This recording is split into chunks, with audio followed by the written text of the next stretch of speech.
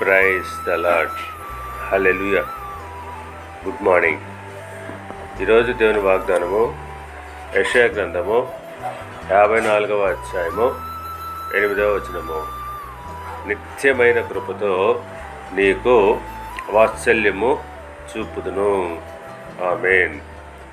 క్రీస్తునందు ప్రియులారా, నిమిషమాత్రము నీకు విముఖుడనైతిని.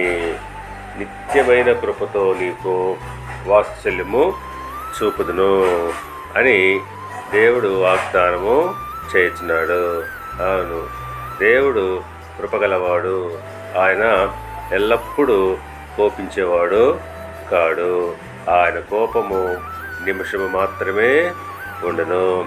ఆయన ప్రేమ శాశ్వత కాలము ఉంటుంది. ఇర్మియా గ్రంథము 31వ అధ్యాయము 3వ వచనంతో పోల్చి చూసుకున్నట్లయితే, శాశ్వతమైన ప్రేమతో నేను నిన్ను ప్రేమించుచున్నాను. అవును, దేవుడు మనల్ని తన శాశ్వతమైన ప్రేమతో ప్రేమించుచున్నాడు.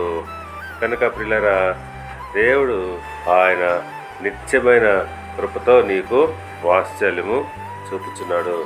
కనుక మనము భయపడాల్సిన అవసరం లేదు. దేవుడు మిమ్మల్ని దీవించి ఆశీర్వదించి వర్ధిల్ల చేయునుగాక. ఆమేన్.